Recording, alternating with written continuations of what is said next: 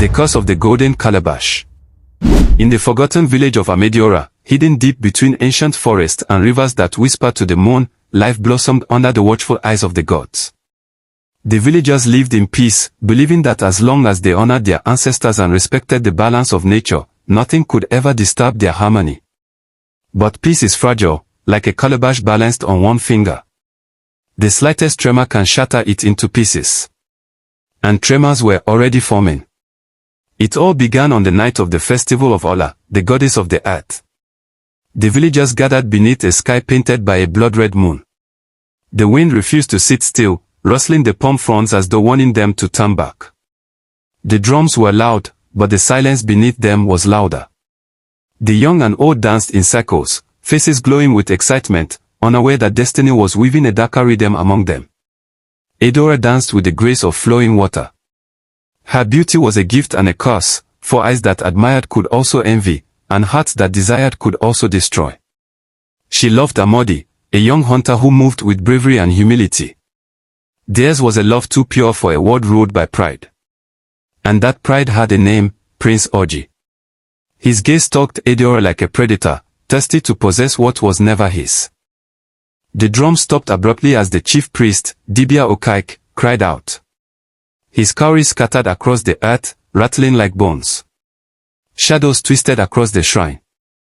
A violent strike of lightning shattered the silence and split the ancient wooden doors open. There, glowing with a terrifying beauty, floated the Golden Calabash, casting a light too powerful to be from this world. People dropped to their knees. Mothers clutched their children. Elders trembled. The relic of curses had returned. Fear swallowed the village whole.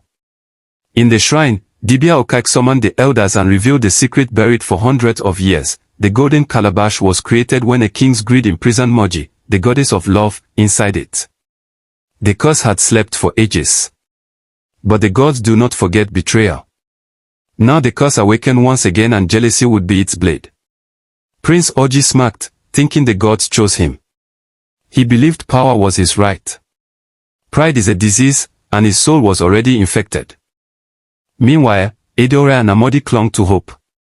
They planned to escape that very night, to run into the arms of freedom and build a future crafted from love instead of fear. But the prince uncovered their plan. Filled with fury, he sent masked warriors to hunt them down. The lovers ran into the sacred forest, hearts racing like drums calling spirits. Trees bent and groaned as if warning them of danger. But shadows moved faster. The guards seized Amadi and dragged him away while Adaora screamed his name into the night, her voice cracking like glass under agony. At the palace, Prince Orji stood before the Golden Calabash and declared, "If I cannot have Adaora, then let chaos consume all." Dibia Okaik begged him to stop, but arrogance drowned wisdom. The prince slammed his hands upon the glowing calabash. A scream roared out, louder than thunder. A dark wind smashed through the palace, twisting torches, uprooting trees, cracking walls. The curse was free. Adaora fled deeper into the forest. Her tears tasted like grief and salt. Suddenly, silence blanketed the land. A cold mist coiled around her feet. The darkness parted like a curtain, and a woman stepped forward, her skin lined with golden markings that moved like living rivers. Her eyes carried centuries of heartbreak. "I am Moji, the fallen goddess," she whispered. "You carry my blood. Only you can mend what jealousy has broken." Adaora's heart stilled. She learned the truth of her lineage. She was born to end the curse. But nothing great is ever achieved without loss. To save the man you love, you must be willing to lose everything, Moji cautioned. Love does not bargain, love chooses. Adaora chose. The goddess touched her chest and a blazing energy surged into her. Adaora's hair lifted like wind beneath it, her skin illuminated with sacred power. She was no longer merely a maiden. She was chosen by fate. Far beneath the palace, in cold darkness, Amadi struggled in chains that mocked his strength. A blind old man hummed beside him, his voice ancient like forgotten soil. "The spear has been waiting for you," he said. He was the story keeper, last survivor of the cursed kingdom from centuries past. He handed Amadi a glowing spear forged from tears of spirits who once mourned love destroyed.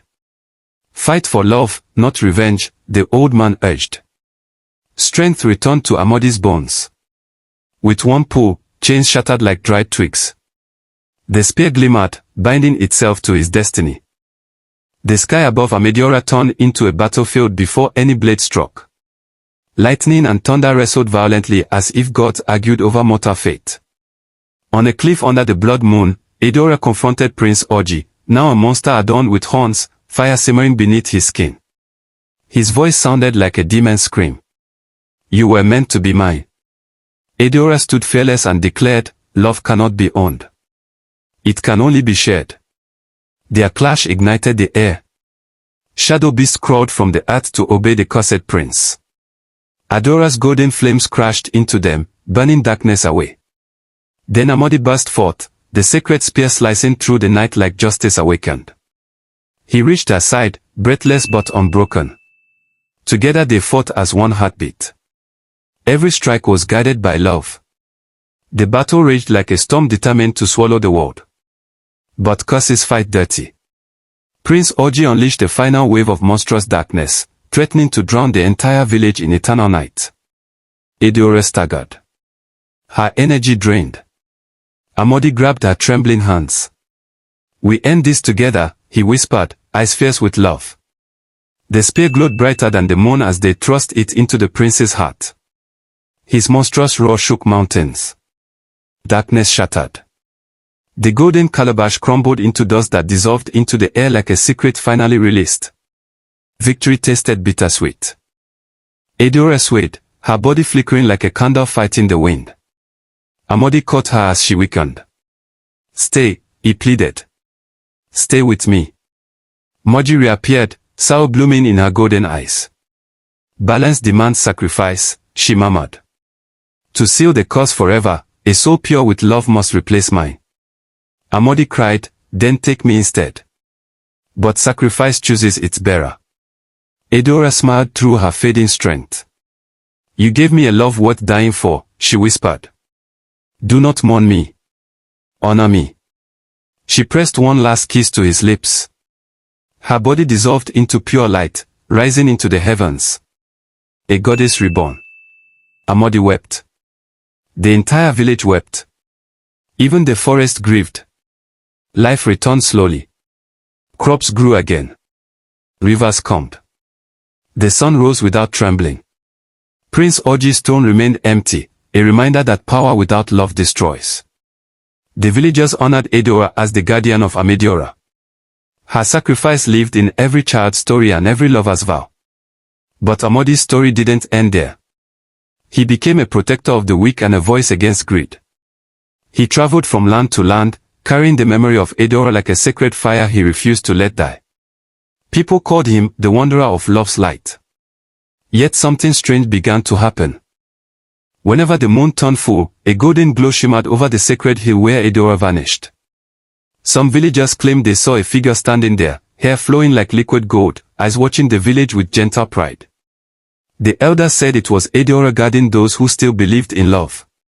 But the story did not end with past glory.